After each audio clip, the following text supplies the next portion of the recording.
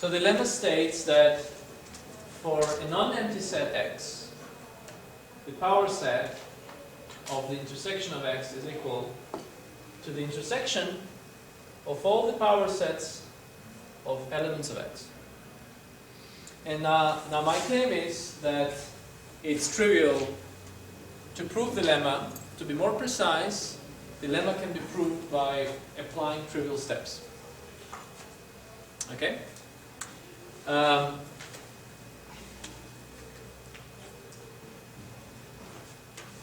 First claim of mine is that it is trivial that in the first step of the proof what we have to do is to say let X be a non-empty set. Are there any objections to that? Do you all agree that it's trivial that this is going to be the first line of the proof? Great. Next step. I've got something written down here, some kind of formula, right? And now it is trivial to think about, at the most abstract level, what does the formula say? And the answer to that is trivial. The answer is, it says that two things are equal. Not just things, two sets are equal, right? So we want to prove that two sets are equal. This observation, is it trivial to make or not? No. Okay, no. Not. How not? So that we know what we're working with. And we have like a better understanding of what we're working with. So if we say the power set of something and we say the intersection of something, and like just so that when you're doing the proof and you're explaining it to somebody else, they understand that the power set will lead to a set, and we're working with that set, and we're comparing it to the intersection which creates a set to that set. Now, what you're saying is not trivial. You said something complicated. What I said was something trivial. I said, what we've got here is that we want to prove two sets are equal. Now, you're explaining what are these two sets. You're kind of suggesting that first we have to maybe focus on explaining that. And I'm saying that, okay, I think that's less trivial than what I said. Who is on my side and who is on her side? Yes? I don't want to object to what you said. Okay. Do you think, I'm are you on my side? Okay. Because we know the power set forms a set, and we know union of something forms a set. You mean intersection? Yeah, intersection of something forms a set. So that says a set is equal to a set. And we know to show a set is equal to a set, well, I guess that's the next step. Yeah. But you see, that's my problem. So we're going off our knowledge. But people who like haven't studied it as far as we have should also be able to read the proof and understand. Right. So that's why we like go the extra mile and we say that. So it is necessary to state But state what? So maybe I misunderstood. that So, this set is equal to that so set. what you want to do is to expand the left-hand side and right-hand side of the equality. Yes. Well, okay, that's also a trivial thing to do. Okay. I would have done that in the next step. Do you want us to do it now? Write down the next. It's a bit dangerous what you're doing because this might distract us away from what we want to prove. Very often what I see when I see worked out proofs of certain things, what I see very often that the students focus on the detail of what expressions involve, and then they expand those, and then they kind of lose track of where they are, they get stuck, and it becomes a big jungle, complex jungle, and it's then difficult to navigate through that complex jungle. So I am actually claiming that your suggestion might take us on the road which is less trivial. But But your objection wasn't really an objection to me saying that something was trivial. Your objection was a more pedagogical objection. You were saying that the way I'm trying to go is not going to be useful at the end of the day. So first let's wait at the end of the day, and then you can be judge of whether it was useful or not. Okay? Okay. So we want to prove that two sets are equal. Let's write it down. We want to prove two sets are equal. Namely, this and that.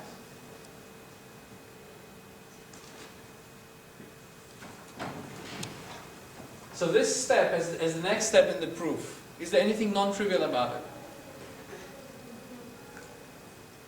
Okay. Great. Now, option 1, we go into decomposing what these sets are. Option 2, we reflect on what it means for two sets to be equal. So there are two roads to take now. One is what you were suggesting, to go into describing what these elements of these sets are. The other is to think about what it means for two things to be equal.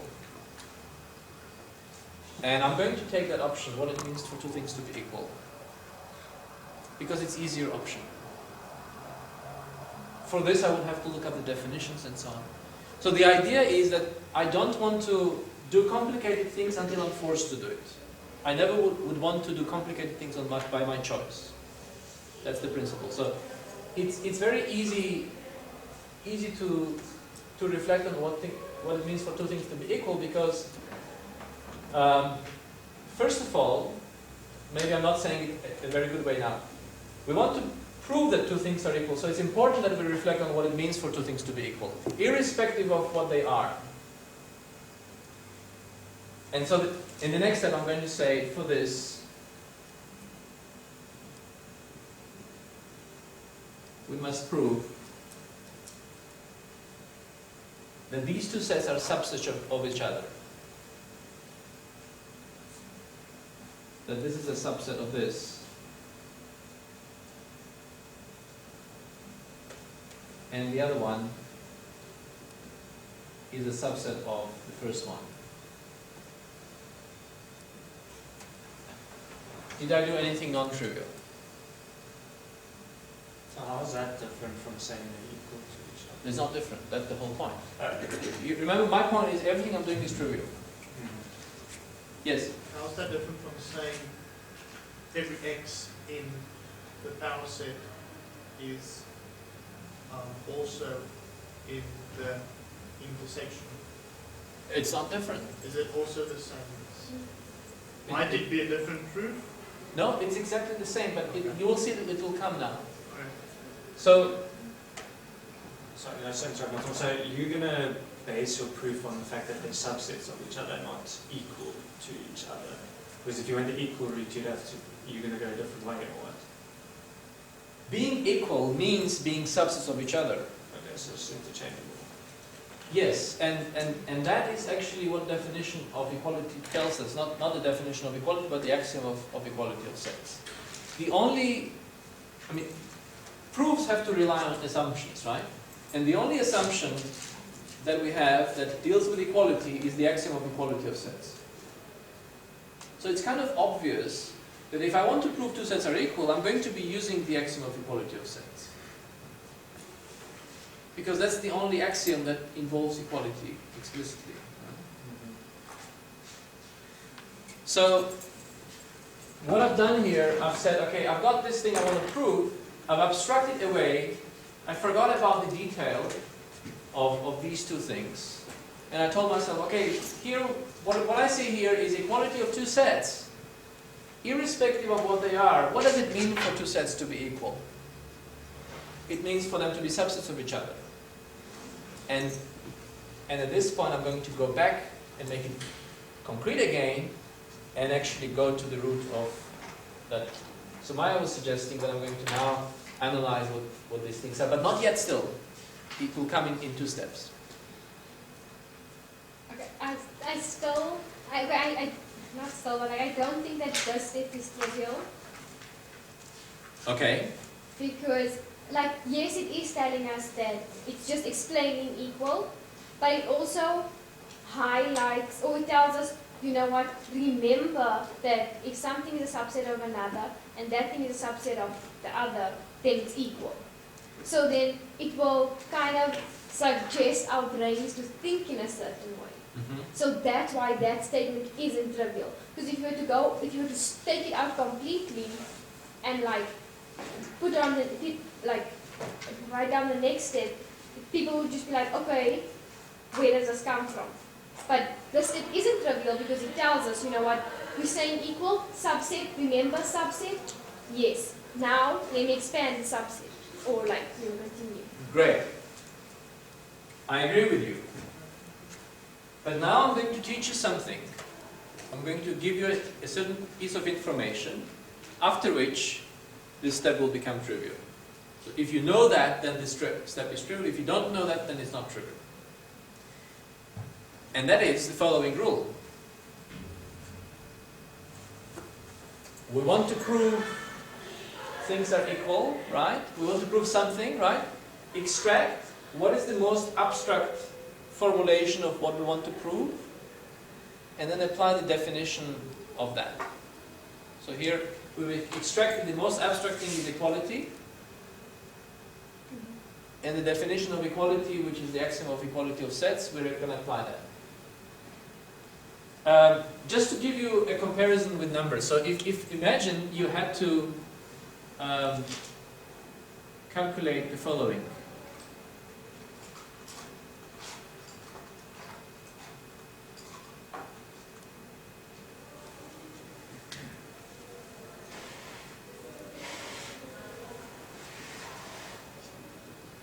What would you do to calculate this?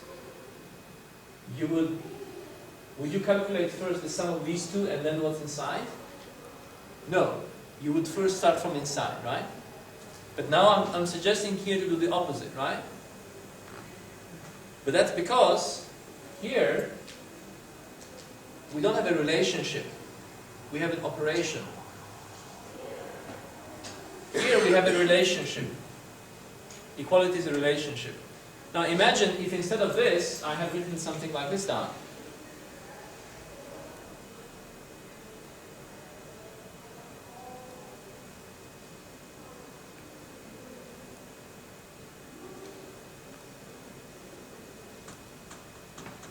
Sorry, my arithmetic is not very good. Imagine now I ask you to prove this. What's the first thing you would do in your mind? You would tell your mind, I need to prove that this value will be the same as that value. Right? That's what I did here. We want to prove two sets are equal. You see, I said value, I refer to value, that's abstraction. I don't know yet what the value is, and yet I'm already talking about what it means to prove this. And then you would go and calculate each side, right? And to do that, you would go from inside out. So when you're evaluating an expression, you do it from inside out. But when you are trying to prove a relationship, it's the opposite. You go from out inside. And what I just said now, I mean, I had no idea it's like that. I mean, I just kind of observed this right now in our discussion. It's amazing, right? It's rule. Maybe it's useful to know things like this. Okay, great. So we've discovered an interesting principle that when we want to evaluate an expression, we go from inside out, and when we want to establish a relationship, we do the opposite. So here we have a relationship, so we want to do the opposite. We want to first focus on what it means for them to be equal, and that's what we've done here. And now we still have a relationship, right? So there are two relationships now, right? one and the other, and we'll say, let us first prove this.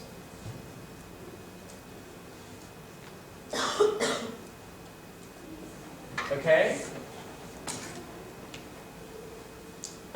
This is a relationship, so following our rule that we go from out to in, we're not going to think what these things are yet. We're going to say to ourselves, okay, what's the definition of being a subset?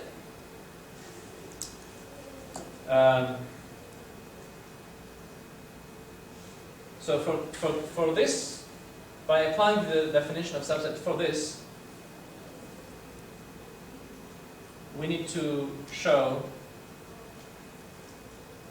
that for any x, if x is an element of the left-hand side, then the same x is an element of the right-hand side.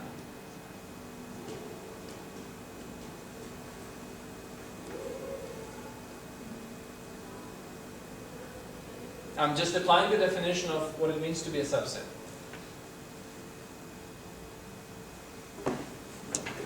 Okay, so the next step is to say, let x be an element of the left-hand side.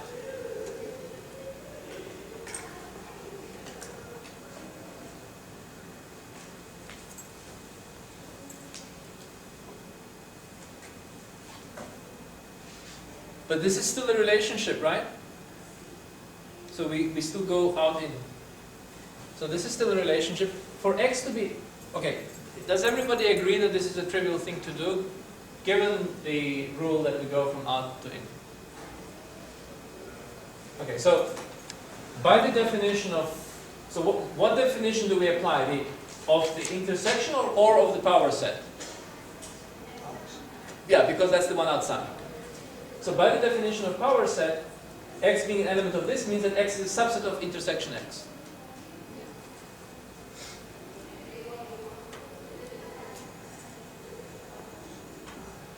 Right? Now, the same principle, by the definition of this time intersection, wait, we've got another relationship here, right? The relationship of being subset. So let's write this out by applying the definition of subset. So, for any A, if A is an element of X, then A is an element of the intersection.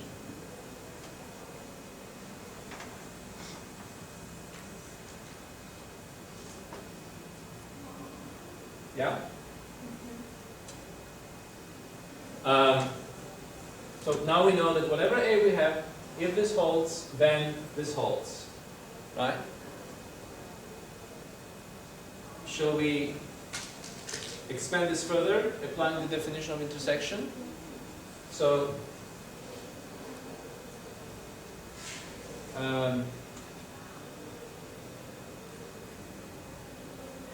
the second element relationship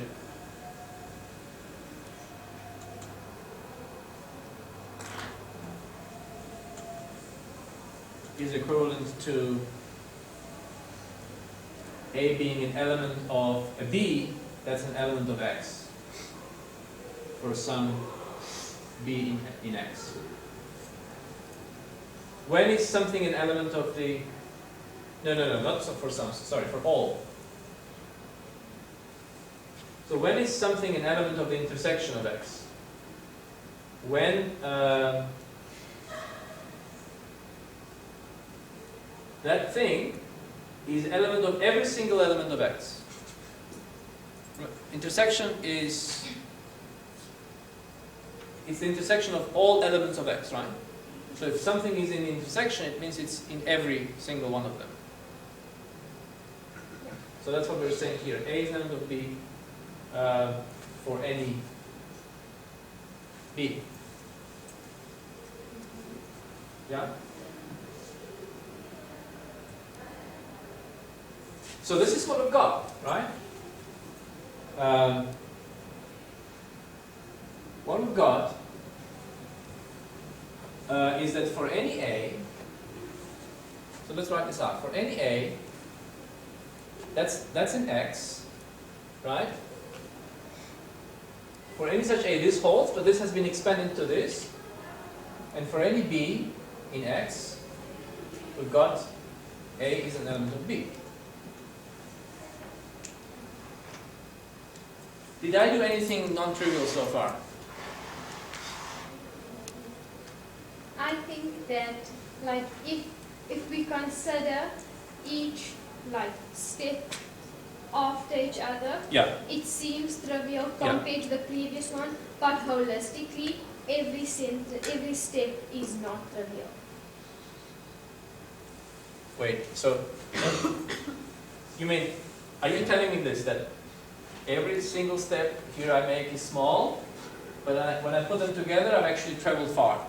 Is that what you're Yes. saying? No, I agree with that. But my claim is that if I want to travel far, I can do this by making small steps. So if I'm standing on a very kind of thin area, I'm scared to fall over, I can ensure still covering enough distance by making small steps. But you have to make every single one of those small Yeah, steps. yeah, I cannot skip, otherwise I'm going to fall. Yes. Yeah. Okay. Then we're on the same page. Sorry? Okay, so where are we in the proof? We've assumed that X is in there, and we've concluded that this holds. Yes? I just wanted to make the point on the triviality. So, for me at least, each of these steps is trivial, but what feels less and what feels more daunting is knowing which step to take next. So, doing this is very helpful because it's practicing the skill. Right, At the but moment, my point is exactly that deciding what to do next is trivial.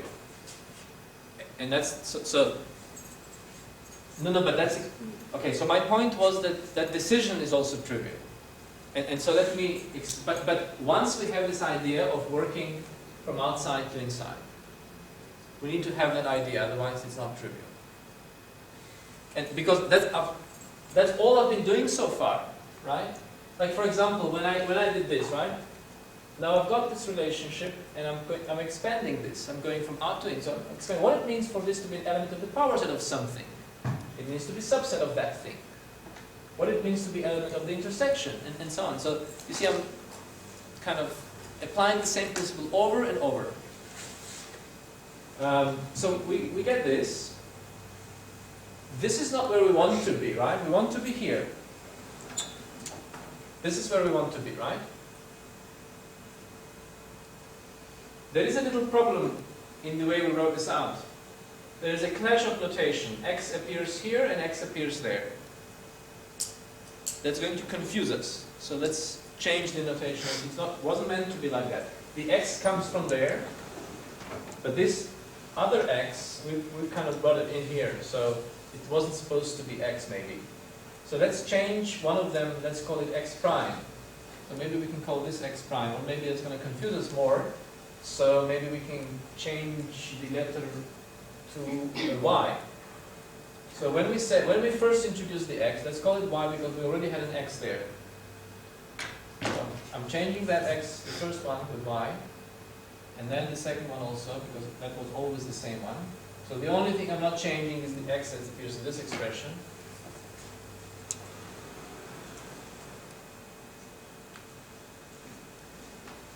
All these X's are now going to become Y.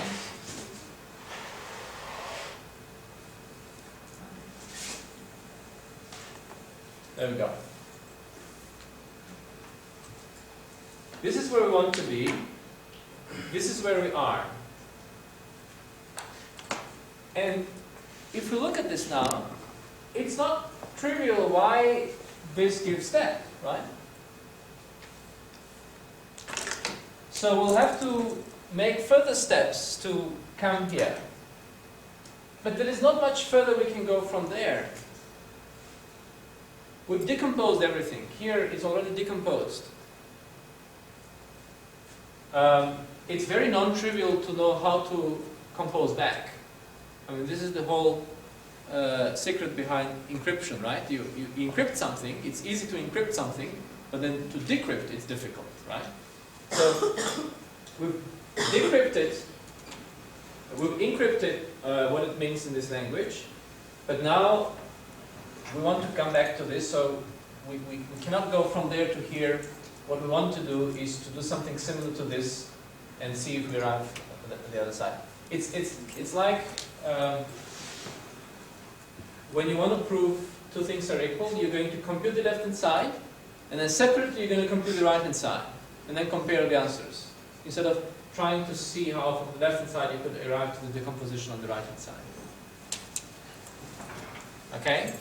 So we want to prove, we want to show y is an element of this.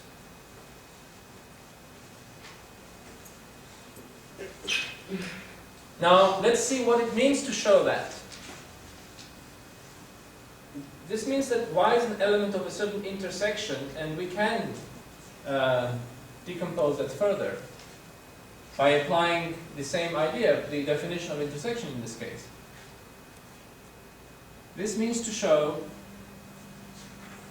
that y is in each of these power sets, right? So this is the intersection of all the possible power sets. So this means to show that y is an element of the P of x for every x in x.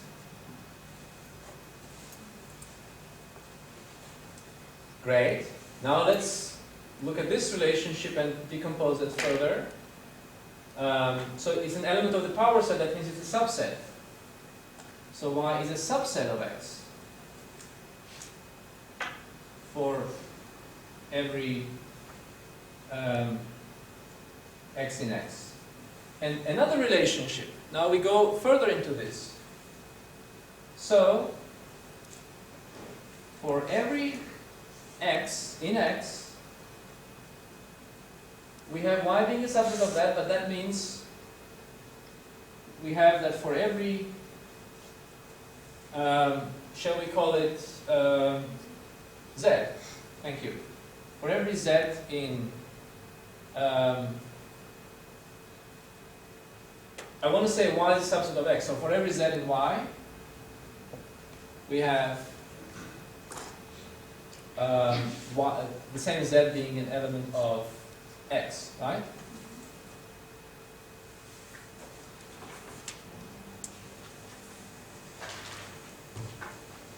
So now let's summarize the argument. So to show that y is an element of this intersection means to show that, so what does it mean to show? That for every x, we've got for every z this, right? For every x in x, and for every z in y,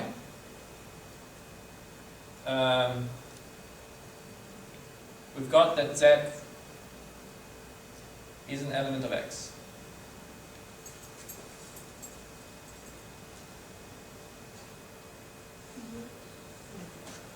This is what we obtained.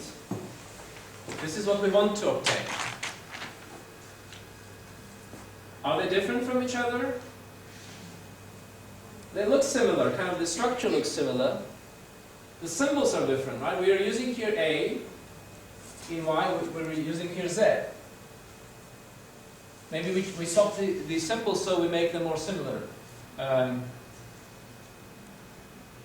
This is the same as for every x in x and for every A in Y, A is an element of x. Now another thing we notice here, we've got B in x and here we've got x in x. That's another difference between the two, right? But I could name these variables anything I like, so I could actually call this B as well.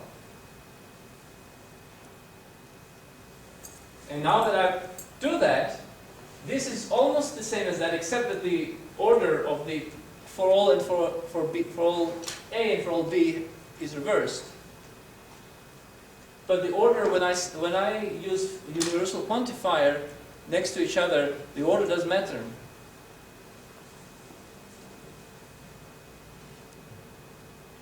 But this is equivalent to what we had before.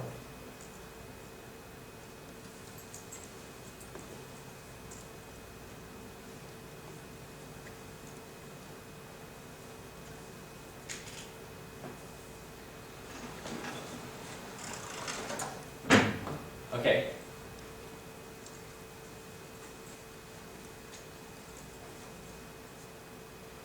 I don't know about you, but me personally, with all my experience in mathematics, I feel that we've created some kind of monster here. So what I want to do next, my next trivial step, is to simplify what I've done here. It feels like this is like, so many words and so confusing. You see, so my next step in the proof is not to continue the proof. My next step in the proof is to simplify and clarify what I've already done. Okay? Because in a way, we've kind of been doing something very straightforward at each step, so maybe we can present it in a more structural way. Look, we wanted to prove this, right? We wanted to prove this. And what we've done basically, we've expanded what it means for something to be in here and what it means for something to be in there separately.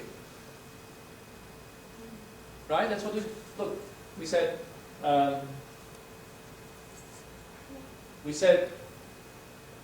for this we need to show that for any y, if this, then this, and also the other way around. No? And in the end, what we ended up doing is expanding what it means for y to be an element of the left-hand side, and here we expanded what it means for y to be an element of the right-hand side. So let's do these expansions without all these words. So y being an element of the left-hand side is equivalent to y being a subset of the intersection x. We've got that step there. That is equivalent to anything in y, and we were using the symbol A, for anything in y, that thing being an element of the intersection x. That is equivalent to A being an element of every element of x. So for any, we use letter B for that. For any B in x, A being an element of B.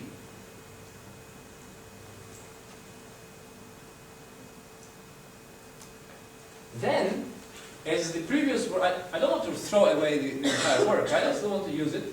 As the previous work showed, we had to swap around the quantifier. So let's do it here. Let's say this is equivalent to, for every B in x and for every A in y, A being an element of B. And we're now going to reconstruct and eventually arrive to y being an element of that. Of course, we're going to use our existing work. Otherwise, remember, it's difficult to reconstruct.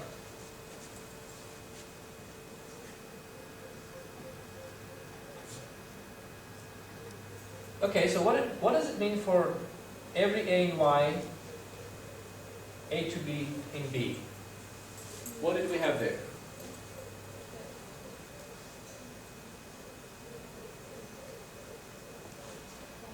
No, that's not how it goes.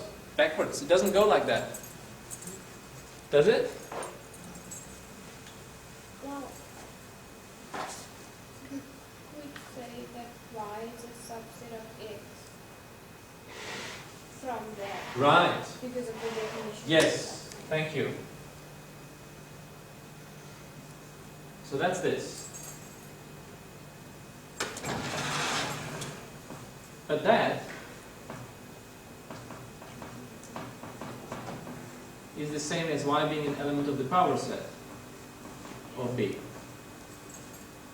And now if y is element of the power set of B for every B, it means y is in the intersection of all these power sets, right?